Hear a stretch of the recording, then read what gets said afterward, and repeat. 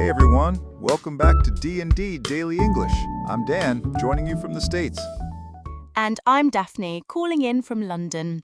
Today we're covering a significant shakeup in the United States military leadership, specifically at the top of the US Navy.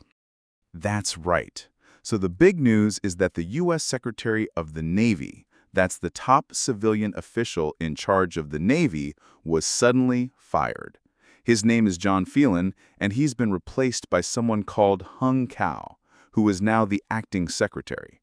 In American English, we'd say he was let go or fired. Daphne, how would you put it across the Atlantic?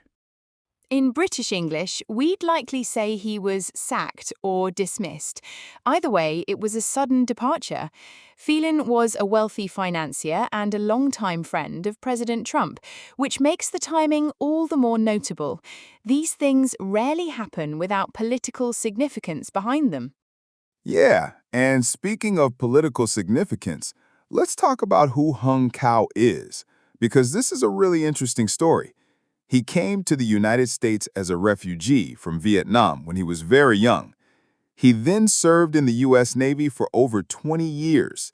He was deployed, that means sent on military missions, to Iraq, Afghanistan, and Somalia. That's a lot of real-world experience. Indeed. And before this appointment, he served as the Deputy Secretary of the Navy, meaning he was already the #2 civilian official. According to sources quoted by Politico, he had built considerable credibility inside the Pentagon, that's the headquarters of the US military, particularly for his quick understanding of shipbuilding issues and his crisis management skills. Right, and shipbuilding is a big deal right now. The Navy is dealing with a lot. Blockades in different parts of the world, ongoing tensions with Iran, and China's Navy is expanding fast. President Trump has been vocal about wanting more ships built, and apparently the progress hasn't been meeting his expectations. That seems to be a key reason why Phelan was shown the door. A senior government official quoted in the report stated that the President and Defense Secretary Pete Hegseth had a conversation on the evening of the 20th and together decided it was time for Phelan to leave. Trump himself later described Phelan's departure as Phelan's own decision, calling him an old friend who had done an outstanding job. Whether one reads that as genuine praise or diplomatic framing is perhaps a matter of interpretation. Yeah, politically speaking, that kind of statement is pretty common. But here's what makes Hung Cao a controversial figure. He ran for a Senate seat in Virginia and lost to Democrat Tim Kaine. During that campaign, he made some pretty blunt statements that sparked a lot of debate. He criticized military vaccine mandates, meaning the requirement for soldiers to get the COVID-19 vaccine. He also pushed back against DEI programs in the military. DEI stands for Diversity, Equity, and Inclusion. He also made remarks during a debate that were widely circulated and proved divisive. Without repeating them verbatim, his comments centered on his view of the type of recruits the military should be seeking, framed in language that many found extreme, while others considered it a direct expression of what they call warrior culture. His alignment with Secretary Hegseth on social and cultural issues is notably closer than Phelan's was. And that alignment matters politically. Hegseth and Cao are seen as much more on the same page. That's an American phrase meaning they share similar views. For the Trump administration, having someone at the top of the Navy who reflects their America First priorities is clearly important. The Pentagon spokesperson said Cao embodies, quote, the spirit of resilience and the America First vision needed to maintain U.S. naval superiority. Now, acting secretary is an important phrase to understand here. It means Hung Cao is filling the role temporarily. He has not yet been formally confirmed through the full Senate approval process. That distinction matters in the American system of government.